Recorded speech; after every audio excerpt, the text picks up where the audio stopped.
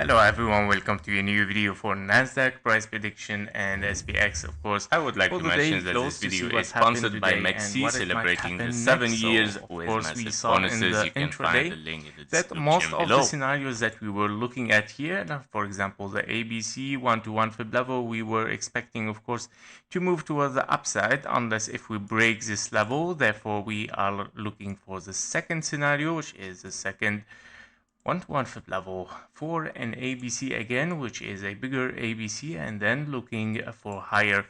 So basically, this is the last chance, of course, I would say. If we don't, of course, move to the upside and we break it, we're back to the danger zone. Coming back to the danger zone, meaning, of course, the yellow line, which is a recession, of course, signal for the US market.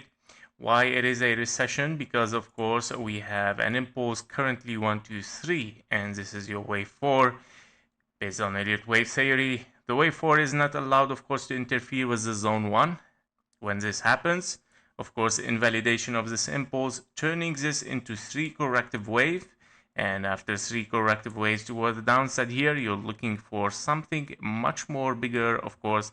And that means, of course, even this 3 corrective wave can extend with this part here, meaning, of course, can be a zigzag as well here, and you have the X in between as a bridge. So we have zigzag as well here. And this making a big WXNY, and after 3 waves down, you're looking for 1, 2, 3, 4, and a 5. Next blue box, of course, which is, scary. 10,000, guys. And we don't want to see, of course, such a recession, because this will affect, of course, all the markets globally. We're talking, of course. Let's take a look as well at the SPX today. Also, the SPX saw some drop downs. We saw also in this case scenario for the SPX, we were looking for something different a little bit than the Nasdaq. We were looking at a potential A, B, and we're looking for 1, 2, 3, 4, and a 5. This wave 5 was coming to unfold as 1, 2, 3, 4, and a 5, right? The last thing we saw, of course, was a triangle, and we said if we break this triangle, meaning, of course, next scenario is the 1-to-1 fib level, meaning ABC. Also, if we break the 1-to-1 fib level, overshooting it, meaning definitely we're moving to the next scenario, which is the last chance again, the same, I would say, for SPX, same as for Nasdaq. The 1-to-1 fib level for an ABC, a bigger ABC, of course, after 3 waves up, 3 waves down, continuation for a wave C. Otherwise, definitely back to the blue zone and potentially taking the low, where of course we might face again the yellow lines, the same as for Nasdaq. Let's take a look as well on the daily for this recession signal that we might get. And here we go. We have, of course, a 1, 2, 3, and we're looking for a wave 4 to be finished exactly in the blue box as expected. We would like to see continuation, and of course, in this case, we're gonna see. But if we come back to the low, that is a big, huge possibility to take the recession signal, turning this whole area after, of course, 3 waves down. You're looking at a zigzag again, X, and a final zigzag. So I would say the situation is not really nice right now. It's very tense and very sensitive. Now, let's see the possibility in case we still have, of course, a possibility to recover.